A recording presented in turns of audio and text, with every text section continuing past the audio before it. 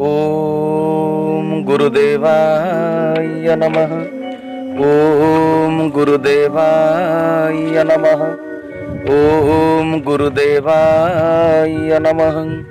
सर्वप्रथमे से परम प्रेममय परम कारुणिक जुगावतार भावग्राही गुरुस्वामी जगतर नाथ जगन्नाथ कृष्ण केशवंकर अभय चरणारविंद जुगले ए अधम अकिंचन विपिनर अनंत कोटिबार भूमिपात साष्टांग दंडवत तत्परे ए कथावस्तु को श्रद्धापूर्वक श्रवण करुथिबा समस्त सदात्मा दिव्यात्मा मानंकु मोर हृदयर गभीरतम प्रदेश निष्कपट चित्तरे सश्रद्ध गुरुस्वामी प्रणाम। सजन वृंद, आज आमे गोटे कथावस्तु उपरे आलोचना करिबा जे केमिति आमे पूजा करिबा दरकार। आमे समस्ते ईश्वरंकर उपासना करूचंती, पूजा करूचंती। पूजा केमिति होबा दरकार, केमिति पूजा हेले परमात्मा ठारू आमे आशीर्वाद प्राप्त करि परिबा आ हमर कर्मर वास्तव फल हमकु मिलि परिबा। समस्ते आमे जेते धरा पृष्ठरे बसवास करिछंती मनीष हिसाब रे आमे समस्ते परमात्मांकर संतान। आम जीवन तांकरी अमूल्य दान। तांकरी पवन को आमे प्रश्वास रे ग्रहण करूछंती, तांकरी जल पी आमे जीवन धारण करिछंती, तांकरी माटीरू धान मुग बिरी हरड़ खाई ए जीवन को बंचैछंती आ तांकरी आलोक पाइला परे आमे ऊर्जा शक्ति ग्रहण करी आम शरीर को पुष्ट करिछंती। तेणु से परमात्मा सर्वदा आमर पूज्य आराध्य श्रेष्ठ जीव मनीष तांकर पूजक। पूजा केमिति होबा दरकार ए संपर्क रे आजिर आलोच्य विषय वस्तु। प्रथमे जानिबा पूजा कुहा जाए काहाकू, काहाकू पूजा कुहा जाए। पूज्यंकु जानिबार तत्व होछि पूजा। पूजा होछि एक सेवा। सेवा काहाकू कुहा जाए, सेव्यंकु जानिबार तत्व होछि सेवा। प्रथमे बुझिबा उचित सेवा कोन। उचित सेवा काहाकू कुहा जाए माने प्रकृष्ट सेवा काहाकू कुहा जाए। आमर कर्म द्वारा आमे तांकु संतुष्ट करिबा। जी आमर सेव्य आमे तांकु आम कर्म द्वारा संतुष्ट करिबा, आम प्रति अनुकूल करिबा। से आम उपरे संतुष्ट हेले आमको फल प्रदान करिवे। प्रत्येकटी कर्मर किछि फल थाए, तेणु आमे सेवा देले आमको किछि फल मिलिबो निश्चय। अवश्य साधु सन्थ महापुरुष माने कहिसंती कर्म करी फलर आशा रखिबो नाही, कारण मनीष हाथ रे कर्म आ दैव हाथ रे अछि फल। तेणु फलर आशा जदि रखिबो नाही तेबे विघ्न पसिबो नाही बोली भागवत रे जगन्नाथ दास कहले फलर आशा जहि नाही विघ्न पसिबो बाका। तेबे सन्यासी मानक स्तर कथाटा अलगा, संसारी लोक मानकर कथाटा टिके अलगा। मनीष गोटी आशावान जीव, तेबे आमे फलर आशा रखिबा नाही, किंतु न चाहिले भी फल आपे आपे फलिबो, कारण प्रत्येक कर्मर फल अछि। तेबे कथा हैला जाहाकू सेवा देबा से परमात्मा, तांकू सेवा देबार उपाय कोन। आम घरे जो बापा माँ बड़ भाई जेजे बापा जेजे माँ सबू अछंती, गुरुजन पुणी श्रद्धालु लघुजन मध्य अछंती। सेमानकू आमे जो सेवा दउचंती, कार मुंड बिंधिले ता मुंडटाकू टिके चिपी दबा, कार गोड़ हाथ जदि घोड़ा बिंधा होउची बिंधा चिटका होउची आमे तांकू टिके घसी दबा, तेल लगेई दबा, तांकू रोसई करी खाइबाकू देबा, शोष हेले पानी दबा, तांकू रोग हेले देह खराब हेले मेडिकल को नहीं जिबा, राति राति तांको पाखरे बसी अनिद्रा भी मध्य होबाकू पड़िबो। ये होउची मनीष को सेवा। हेले परमात्मांकर तो देह नाही, सबु बेले साकार रूप रे से आसंती नाही। ईश्वर धरा पृष्ठ को केते बेले आसंती, सृष्टिर आवश्यकता पड़िले जेते बेले राम रूप रे आसिले सबरी तांकू सेवा देइथिले, कृष्ण रूप रे जेते आसिले विदुर गोस्वामी तांकू सेवा देइथिले। अनेक उदाहरण शास्त्र पुराण रे कहानी सब रहिछि। तेबे सजन वृंद, जेते बेले परमात्मा मनीष शरीर धारण करिथांती ताकू सेवा देबाटा गोटिए प्रकार कथा। हेले परमात्मा जेते बेले देह धरी धरा पृष्ठ रे नाहंती तांकू आमे केमिति सेवा देबा। तांकू सेवा देबार उपाय कोन, कौशल कोन, आमे परमात्मा को केमिति सेवा, से तो निराकार रूप रे अछंती ना। तेणु सजन वृंद, से समय रे आमे ताकू सेवा केमिति दबा। तांकर गोड़ नाही तांकू घसी दबा पाई, से भोक हेले खाइबाकू तो मागंती नाही जे आमे तांकू खाइबाकू दबा। तेबे तांकर आमे की सेवा करि परिबा। जार देह अछि ताकू सेवा देई हबो, जार देह नाही ताकू सेवा दबा केमिति। आमे ठाकुर घरे परमात्मांकर जेउ समय रे जेउ रूप धारण करिसंती तांकर गोटे प्रतिछवि बा प्रतिमूर्ति रखिसंती। भगवान श्री राम, भगवान श्री कृष्ण, जगन्नाथ महाप्रभुंकर, माँ दुर्गांकर, कालींकर, मंगला एमिति जी जहा को इष्ट रूप रे मानिछि से तांकर फोटो बा विग्रहटी रखी पूजा करुचंती ठाकुर घरे। आमे बापांकु सेवा देले गोड़ हाथ रे तेल लगेई घसी दउचंती, से कहउचंती हाँ मते भल लागिला, मते शांति लागिला। आमे सेबारे आम सेबारे से खुशी हेले, तांको पाटिरु दुई पद कथा सुनी पारले आमे मध्य खुशी हेले जे जहा हेउ मु जो सेवा देली मो सेबारे मो बापा माँ संतुष्ट हेले, तेणु मोर श्रम सार्थक हेला।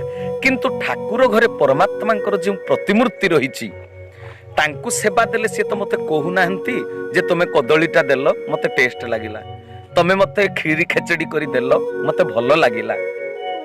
सेवा देले से संतुष्ट हेले कि नहीं आमे जानिबा केमिति? मु प्रथमरु कहिछि जे सेव्यंकु जानिबार तत्व होउछि सेवा, पूज्यंकु जानिबार तत्व होउछि पूजा।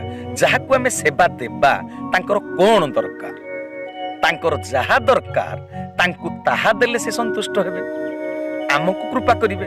आमे फल न चाहिले भी मध्य आपे आपे आमको फल मिली जिवो, कारण से जगत जाकर पिता बापा जानंती संतान सतंतींकर कोन दरकार। आमे न कहिले भी से प्रथमाष्टमी दिन आमको गोटे नुआ ड्रेस आनिकरी दउचंती। परमात्मा तो सर्वांतर्यामी, से समस्तंकर आवश्यकता को जानंती, कर्म अनुसार विचार करी फल दियंती, से फल देबे निश्चय। हेले आमर काम हेला तांकर जहा दरकार ताहा तांकु देई संतुष्ट करिबा। जेउ मनीषर भात दरकार ताकु रोटी देले से संतुष्ट हेबे कि? सेही परि परमात्मांकर कोन दरकार जानिबा उचित। आमे तांकु नडिया कदली धूप दीप फूल चंदन देई झिलिमिली कपड़ा पिंधेई आमे पूजा करूछंती। एगुडा कहूछि बाह्य उपचार, एगुडा भी करिबा दरकार। काहेकि करिबा दरकार? अनेक लोक याकु बुझी नाहंती, सेति पई थटाटा हुली करंती, उपहास करंती। ए सबुर दरकार अछि। बहुत पंडित मन्य व्यक्ति माने निराकारवाद से माने कहंती भगवान देला वाला से नेला वाला नुहंती, तांकर किछि दरकार पड़े नाही, तांकर धूप दीप नैवेद्य दरकार नाही, केवल भाव दरकार। हाँ ए कथाटी भी सत्य, हेले भाव को अर्पण करिवार माध्यम कोन? से तो सत्य नारायण, तांकु सत भावना रे पूजा देबा उचित। सत काहाकु कुहा जाय ना जेपरि भाबिबा सेपरि कहिबा सेपरि करिबा। भावना तो अंतर भितरे अछि, एटा मानसिक पूजा दरकार। मानसिक पूजा बाह्य पूजा ठारू मानसिक पूजार महात्म्य होउछि अधिक गुरुत्वपूर्ण, किंतु भावनाटा अंतर भितरे अछि। पूजा देली बोली भाबी देले कोन पूजा हैला कि? मनरे सत भावना रखिबो, तुंडरे कथा कही गीत गाई मंत्र उच्चारण करी कहिबो, तापरे पूजार द्रव्य अर्पण करिवो। ए तीनोटी जाक कर्म हेले जाई ताकू कहा जिवो पूजा। परमात्मा को तो भोक होउछि बोली से कहू नाहंती, पेट पुरिला बोली तो से कहू नाहंती, तेबे तांको नडिया कदली देबी काहेकि? एहा गुटिए प्रश्न। ए सृष्टि तांकर, तांको जिनिस तांको देई संतुष्ट करी हबो नाही, किंतु आमे दबा काहेकि ना तांकर वस्तु पदार्थ को आमे व्यवहार करूचंती। आमे तांको न देई ग्रहण करिबा उचित नुहे। तांकर पवन को निश्वास रूप रे ग्रहण कले, तांकरी पानी को आमे पीले, निजे व्यवहार कले, निजे व्यवहार करी अन्य को किछि न दबाटा होछि स्वार्थपर लोकर लक्षण। अन्य को देबार मनोवृत्ति आम शरीर रे निजे खाई अन्य को खुआइबार संस्कार गच्छित हब ना जदि आम ईश्वर को किछि अर्पण करिबा नै। तांकर किछि दरकार नै, एटा आम पई दरकार। शरीर रे दानर कोष गठन केमिति हब? ठाकुर घरे थिबा जगत पिता को जदि खाइबा को देबा, तेबे परिवार रे थिबा जीवंत देवता बापा मां को देबा पई मन रे भावना सक्रिय हेबो। तेणु ईश्वर को द्रव्य अर्पण करी तांको सृष्टि रे अन्य मान को दान करिवार अभ्यास सूत्र को धरिबा को हबो, संस्कार ग्रहण करिबा को हेबो। किछि लोक कहंती शिवलिंग रे क्षीर न ढाली बरं गरीब लोक को खाइबा को देई देबाटा उचित थिला। क्षीर गुडाक अजथा नष्ट हेउछि, अजथारे लक्ष लक्ष टंकार फूल सजाउचंती लोक। एगुडिक एक पाखिया कथा चातुरी बाक चातुरी। जे भगवान को न देबो ता भितरे मनीष को देबा पई भावना आसीबो कोठु? भगवान को भाव देले भगवान आमको भाव दियंती।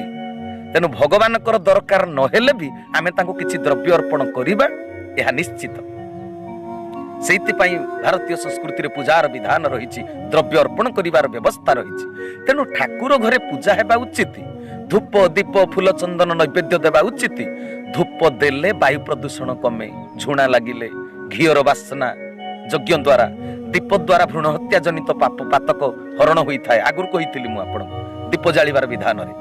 ଫୁଲ ଚନ୍ଦନ ଦେଇ ପୂଜ୍ୟକୁ ଟିକେ ସଜେଇ ଦେଲେ ଆମ ଅନ୍ତରଟାକୁ ଗୋଟେ ଖୁସି ଲାଗେ। ଯିଏ ପୂଜ୍ୟ ତାଙ୍କୁ ଆମେ ଟିକେ ଠାକୁର ଘରେ ସଜେଇ ଦେଲେ, ମୁଁ ଯେମିତି ଗୋଟେ ଭଲ ଡ୍ରେସଟେ ପିନ୍ଧିଲି ସେମିତି ଗୋଟେ ଭଲ କପଡ଼ାରେ ଠାକୁରଙ୍କୁ ବସେଇବି, ତାଙ୍କ ବିଗ୍ରହଟିକୁ, ଚିତ୍ର ପ୍ରତିମାକୁ। ଏଇଟା ଆମକୁ ନିଜକୁ ଗୋଟେ ଆତ୍ମସନ୍ତୋଷ ଲାଗେ। ଆମେ ଯାହାକୁ ପୂଜା କରୁଛନ୍ତି ତାଙ୍କର କଣ ଦରକାର, ସେ କଣ ଚାହାନ୍ତି? ସେ ଚାହାନ୍ତି କେବଳ ଭାବ। ଯାହା କର ଭାବରେ କର। ଈଶ୍ୱର ପରମାତ୍ମା ଜଗତ ପିତା, ସେ ଚାହାନ୍ତି ମୋର ସମଗ୍ର ସୃଷ୍ଟିକୁ ତୁମେ ପ୍ରେମ କର, ଭଲ ପାଅ। ସମଗ୍ର ସୃଷ୍ଟିକୁ ଭଲ ପାଇବା ହିଁ ମୋର ପ୍ରକୃତ ପୂଜା। ଏଟା ଈଶ୍ୱରଙ୍କର ବକ୍ତବ୍ୟ। ଘରେ ଥିବା ଚଳନ୍ତି ଦେବତା ବାପା ମାଙ୍କୁ ଅବହେଳା କରି ମୋତେ ପୂଜା କଲେ ମୁଁ ସନ୍ତୁଷ୍ଟ ହୁଏ ନାହିଁ। ପଡ଼ିଶା ଲୋକକୁ ହିଂସା କରି ମୋତେ ଭଲ ପାଇବାର ଅର୍ଥ ମୋତେ ବି ହିଂସା କରିବା।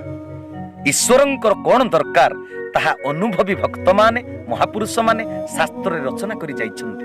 ତେଣୁ ଅନ୍ତରରେ ଅମୃତ ଭାବନା ପୋଷଣ କଲେ ଅମୃତ ପାଇବ।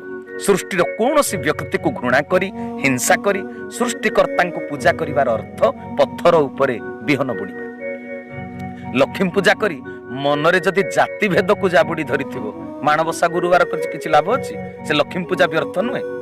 ଜାତି ଭେଦକୁ ଦୂର କରିବା ପାଇଁ ବଡ଼ ଦେଉଳରେ କହିଥିଲେ ମା ଲକ୍ଷ୍ମୀ, ତେବେ ଯାଇ ବଡ଼ ଦେଉଳକୁ ଯିବି ଜଗନ୍ନାଥ, ଲକ୍ଷ୍ମୀ ପୁରାଣରେ ରଚନା ହେଇଛି।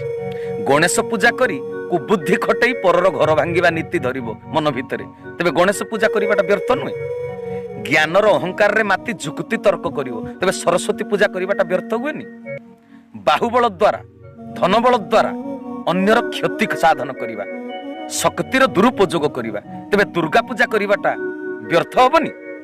ତେଣୁ ବାହୁବଳ ଦ୍ୱାରା ଅନ୍ୟର ସବୁବେଳେ ସ୍ୱାର୍ଥ ସାଧନ କରିବ, ଅନ୍ୟର ପର ଉପକାର, ତେବେ ଯାଇ ଦୁର୍ଗା ପୂଜା କରିବାଟା ସଫଳ ହେବ। ଅନ୍ୟର କ୍ଷତି ସାଧନ କଲେ ଦୁର୍ଗା ପୂଜା ବ୍ୟର୍ଥ।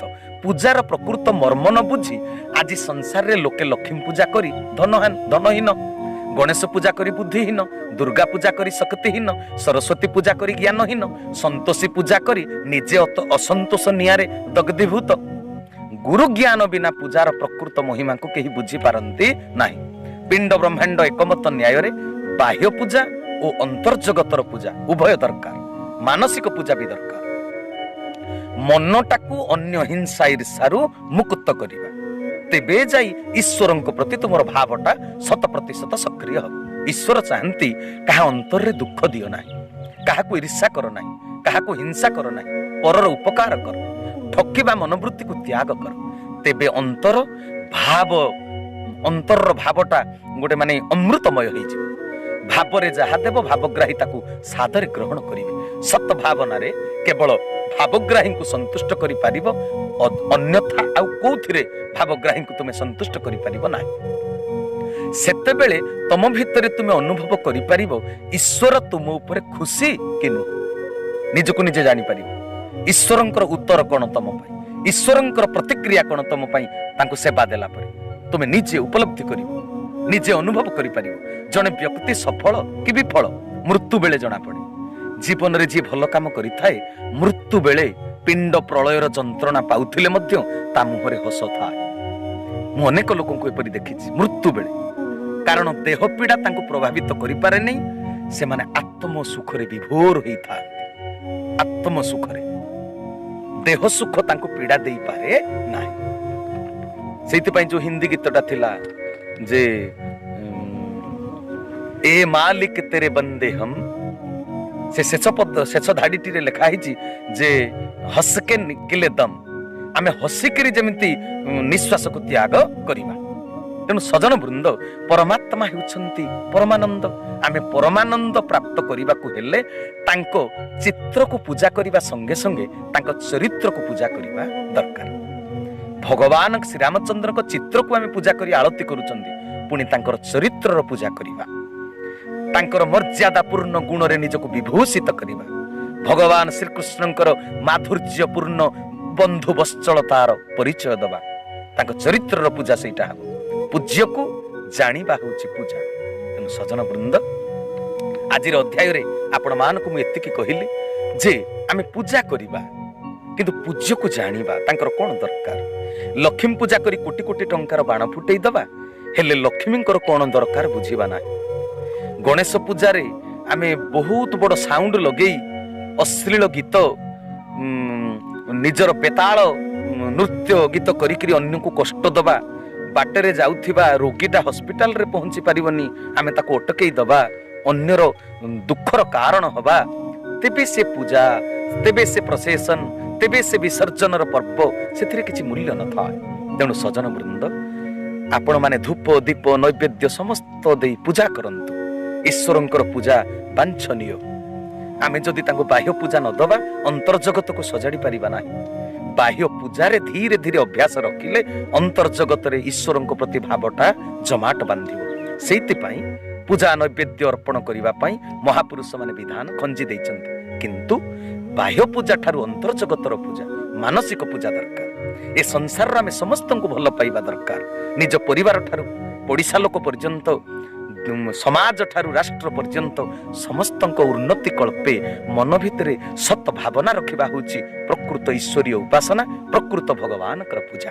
तेबे आजिर कथा वस्तु को एटी विश्राम देली मो कथा। अब ऋग्वेद मंडल नंबर 9 सूक्त 82 में कति कंसेप्ट क्लियर हो जाएगा। ऋग्वेद मंडल नंबर 9 सूक्त 82 और मंत्र नंबर 1 में क्या कहा है? वह है जो सर्वोत्पादक प्रभु यानी सबकी उत्पत्ति करने वाला, 6 दिन में सृष्टि रच के 7वां दिन तख्त पर बैठने वाला, प्रकाश रूप सद्गुणों की वृष्टि करने वाला, पापों का हरण करने वाला, वह राजेव। ये संस्कृत है। इसका अर्थ है राजा के समान। राजा के ये 269 पृष्ठ पे है राजा के, और इधर देखो 270 पृष्ठ पे, 270 पृष्ठ पे राजा के समान दर्शनीय है। देखने में राजा के समान है। तख्त पर विराजमान है, सिर पर मुकुट है उसके, और वह पृथ्वी आदि लोकांतरों के चारों ओर शब्दमान हो रहा है। वह वर्णीय पुरुष को, अच्छी आत्मा को, जो दृढ़ भक्त है उसको पवित्र करता हुआ प्राप्त होता है। कैसे? जिस प्रकार विद्युत स्नेह वाले स्थानों को आधार बनाकर प्राप्त होता है। आगे किस लिए आता है? उद्देश्य क्या होता है आने का?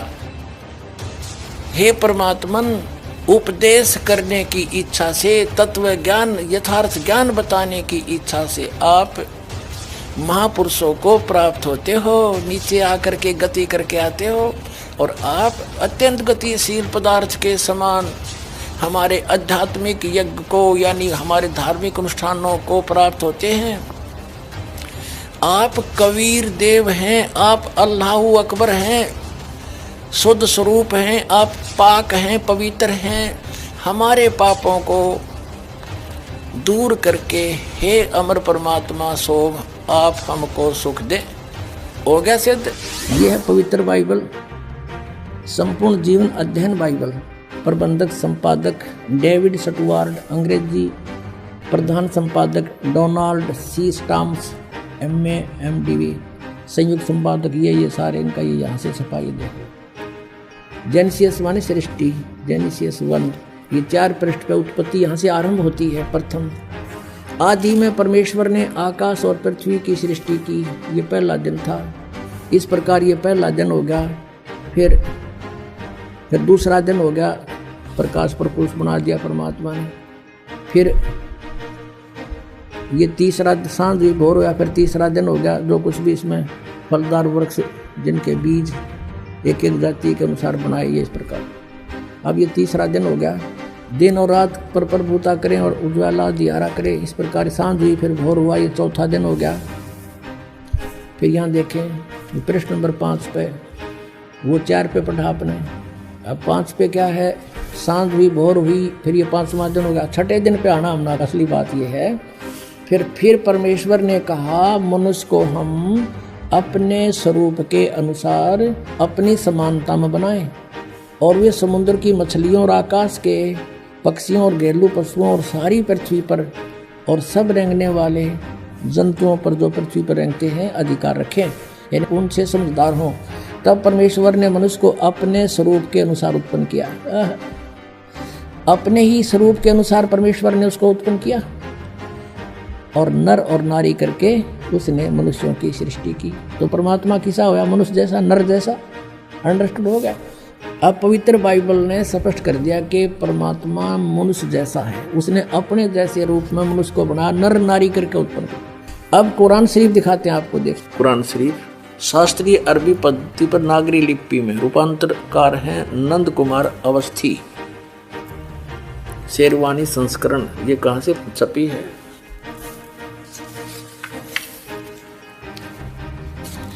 ये वही लिखा कि वो इस्लामी किताब, इसमें कोई संदेह की गुंजाइश नहीं है।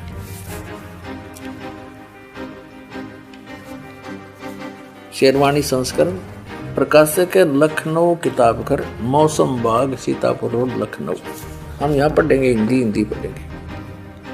सूरत फुरकानी 25 607 पृष्ठ पे यहाँ देखिए 59 नंबर आयत में, सूरत फुरकानी 25 में, जिसने आसमान और जमीन और जो कुछ उनके बीच में है सबको 6 दिन में पैदा किया और फिर तख्त पर जा विराजा। अब इससे सिद्ध हो गया कि दोनों पवित्र सदग्रंथों ने रल मिलकर ये सिद्ध कर दिया कि परमात्मा मनुष्य जैसे शरीर युक्त है, मनुष्य जैसा साकार है। देखिएगा, श्रीमद् देवी भागवत गीता प्रेस गोरखपुर से प्रकाशित है और इसके कौन है संपादक? हनुमान प्रसाद पोदार चिमनलाल गोस्वामी, और ये गीता प्रेस गोरखपुर से प्रकाशित है, मुद्रित भी वहीं से है। गीता प्रेस प्रकाशक एवं मुद्रक हैं गीता प्रेस गोरखपुर, गोविंद भवन कार्यालय, कोलकाता का संस्थान। इसके 123 पृष्ठ को ही पढ़ेंगे, इसमें बहुत से संशय दूर हो जाएंगे।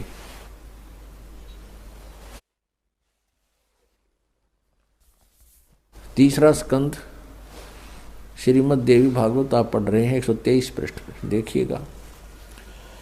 तुम भगवान विष्णु जी अपनी माता दुर्गा के विषय में कह रहे हैं स्तुति करते हुए, तुम शुद्ध स्वरूपा हो, यह सारा संसार तुम इसे उद्भासित हो रहा है। मैं ब्रह्मा और शंकर हम सभी तुम्हारी कृपा से विद्यमान हैं। हमारा आविर्भाव माने जन्म और तिरोभाव माने मृत्यु हुआ करता है। हमारा जन्म और मृत्यु हुआ करता है। केवल तुम ही नित्य हो, जगत जननी हो, प्रकृति और सनातनी देवी हो। फिर यहाँ कहा है, ये स्पष्ट लिखा है, आविर्भाव माने जन्म। भगवान विष्णु जी स्वीकार कर रहे हैं कि मैं ब्रह्मा और शंकर हम सभी का जन्म और मृत्यु हुआ करता है। केवल तुम ही नित्य हो यानी अविनाशी हो, जगत जननी हो, प्रकृति और सनातनी देवी हो। ये भी याद रखना कि प्रकृति दुर्गा के लिए ही कहा जाता है। भगवान शंकर बोले, देवी यदि महाभाग विष्णु तुम्ही से प्रकट हुए हैं तो उनके बाद उत्पन्न होने वाले ब्रह्मा भी तुम्हारे बालक हुए। फिर मैं तमोगुणी लीला करने वाला शंकर क्या तुम्हारी संतान नहीं हुआ? अर्थात मुझे भी उत्पन्न करने वाली तुम ही हो शिवे। संपूर्ण संसार की सृष्टि करने में तुम बड़ी चतुर हो। इस संसार की सृष्टि, स्थिति और संहार में तुम्हारे गुण सदा समर्थ हैं। उन्हीं तीनों गुणों से उत्पन्न हम ब्रह्मा, विष्णु एवं शंकर नियमानुसार कार्य में तत्पर रहते हैं। ये 5 कंसेप्ट क्लियर कर दिए। नंबर 1, ब्रह्मा विष्णु महेश नाशवान है, इनकी जन्म मृत्यु होती है, ये इनकी जीवनी में लिखा है। और नंबर 2, प्रकृति दुर्गा को कहते हैं। नंबर 3, दुर्गा इन ब्रह्मा विष्णु महेश की माता है। और नंबर 4, ये कहते हैं हम तो केवल नियमित कार्य ही कर सकते हैं, यानी जिसके संस्कार में दुख या सुख जैसा है उसको एज इट इज दे सकते हैं, उसमें हम कोई परिवर्तन नहीं कर सकते। और 5वां ये हो गया कि रजगुण ब्रह्मा, सतगुण विष्णु, तमगुण शिव जी है। नाम बहन जी आपका? मेरा प्रीति। आप कहाँ रहते हैं? गीता बिहार लोनी, जिला गाजियाबाद। संत रामपाल जी महाराज जी से नाम दीक्षा लिए हुए आपको कितना समय हो गया? मैंने 2011 में नाम लिया था, आज मेरे को 5वीं साल चल रही है नाम लिए हुए। संत रामपाल जी महाराज जी से नाम दीक्षा लेने से पहले आप किन किन देवताओं की भक्ति करते थे? मेरे को सबसे ज़्यादा शंकर जी पे विश्वास था, इसलिए उन्हीं की उपासना करते थे। सारे व्रत वगैरह करना, जैसे जैसे कोई बताता था बड़ा, वैसे वैसे करना, सारा वही करते थे। संत रामपाल जी महाराज जी की शरण में कैसे आए आप? मेरी शादी हुई थी वो समाज के अनुसार हुई थी। मेरे परिवार में किसी ने नाम नहीं ले रखा था। मेरे सास ससुर, मेरे हस्बैंड है, उन्होंने नाम ले रखा था। मैं शादी के मात्र 15 दिन बाद मेरे हस्बैंड थे जो वो आश्रम ले गए थे। उसके बाद जब सत्संग होता है, मैंने मना कर दी थी सत्संग, मैंने नाम नहीं लेना, इन चीज़ों में मुझे विश्वास नहीं है। फिर जो सत्संग होता है उसमें ग्रंथ दिखाते हैं, एक एक लाइन टू लाइन गुरुजी अर्थ बताते जाते हैं। जब मैंने सोचा जब गीता में ये लिखा है तो पंडित जी हमें ऐसा क्यों बताते कि ये देवी ये बड़ी है, ये बड़ी है या वो बड़ी है। फिर जब घर पे आके, मेरे घर पे भी गीता है, मैंने ना जो जैसे गुरुजी बताते हैं श्लोक नंबर 64 देखो, एक श्लोक नंबर 65 देखो, उसमें ये अर्थ है या ये मीनिंग है, तो मैंने उसे पढ़ा। जब पढ़ा तो अच्छा लगा, फिर मैंने नाम लिया। संत रामपाल जी महाराज जी ने जो नाम दीक्षा आपको दी है उससे आपको क्या लाभ मिला? सारे लाभ मिले। एक मेरा बेटा हुआ था जो जिसका पैर टेढ़ा था, सारे लोग कहते थे इसका पैर सही नहीं होगा, ये ना तुम्हारे देवताओं ने किया हुआ है, जिसकी तुम पूजा नहीं करते हो, उनको देते नहीं हो। मेरे को तो पता नहीं भाई ऐसा भी कुछ होता है। तो अब मैंने जब सबने मना कर दिया इसका पैर से नहीं होगा, डॉक्टर ने भी कहा था इसका ऑपरेशन करवाओ वरना इसका पैर टेढ़ा रहेगा, ये लंगड़ा रहेगा। फिर मेरे को बड़ा दुख हुआ। फिर आश्रम पहुंचे, आश्रम में मैंने प्रार्थना की गुरुजी से। गुरुजी बोले सिर्फ अपनी भक्ति पे ध्यान दो और इसके पैर ऐसे ही अपने आप ठीक होगा। मैंने भक्ति पे ध्यान दिया। मेरे बेटे का नाम भी उन्होंने गुरुजी ने ही रखा था। उसके पैर जैसे जैसे पलास्तर गुरुजी ने बोला था उस तरीके से करवाते चले गए और अपने आप आज पैर एकदम ठीक है और चलता है, वो दौड़ता है। ये मेरा बेटा है, ये मेरे साथ आया हुआ है, आप देख सकते हो। इसका पैर थोड़ा सा अभी भी हल्का सा टेढ़ा है, लेकिन ये अब ये बिल्कुल चल सकता है, फिर सकता है, दौड़ सकता है। सबने इस पैर के लिए कहा था कि ये देवताओं की देन है, ऐसे ही रहने वाला है। बहुतों ने बताया गोबर में खड़ा करके इसको राम राम जपो ये ठीक हो जाएगा, लेकिन ये मेरे को पता था ठीक नहीं होने वाला। गुरुजी की प्रार्थना से एकदम ठीक है, आज बिल्कुल ठीक है। और बहुत सारे सुख दिए हैं। मेरा बेटा ठीक हो गया, मेरी गृहस्थी अच्छी से चल रही है, मेरी पढ़ाई भी कंप्लीट हो गई है मैक्सिमम। और अब जो गुरुजी ने, जैसे एग्ज़ाम थे मेरे लास्ट ईयर, मेरा बेटा हुआ था, छोटा सा था, पढ़ाई नहीं की थी मैंने सोचा था एग्ज़ाम में ऐਵੇਂ पास होने वाले, तो मैंने हर पेज पे सत साहिब लिखा था और एकदम अच्छे नंबर लाके मेरा रिजल्ट आ चुका है, एकदम पास हूँ। बहन जी, संत रामपाल जी महाराज जी के बारे में आपका क्या विचार है? मेरे विचार ये है कि गुरुजी पूर्ण परमात्मा है, उनसे आज हमें मानव जीवन मिला है। कल पता नहीं हम किस रूप में होते।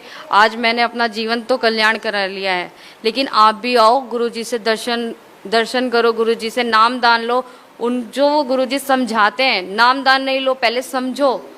और गुरुजी से समझ चुके हो वो बंदे भी आओ, उसे समझो, पढ़ो, गीता को पढ़ो, ग्रंथों को पढ़ो, उसको देखो, उसकी हिंदी पढ़ो। संस्कृत नहीं आती बहुत से मैक्सिमम लोगों को, तो उसकी हिंदी भी गुरुजी ने साथ बना रखी, उसे पढ़ो, समझो, उसके बाद नाम लो। अच्छा लगेगा, बहुत अच्छा लगेगा। शास्त्रों अनुसार हमें नाम दान दिया जाता है। बहन जी, भक्त समाज को क्या संदेश देना चाहते हैं आप? समाज को संदेश ये है, अगर कोई ग्रंथ आपको बिल्कुल पढ़ना नहीं आ रहा तो गुरुजी ने एक अपने आप स्वयं सारे ग्रंथों का निचोड़ ज्ञान गंगा नाम की पुस्तक बना रखी है, पूरी हिंदी में, बिल्कुल साधारण लैंग्वेज में है, जो हर व्यक्ति जैसे आम भाषा में बोलता है, चलता है, जैसे आप समझ सकते हो, बिल्कुल साधारण लैंग्वेज में आप पढ़ो उसे। एकदम फ्री पुस्तक है, उस पर नंबर दे रखे हैं, आप उसे उन पुस्तकों को फ्री में मंगवा सकते हो अगर उसे पढ़ो।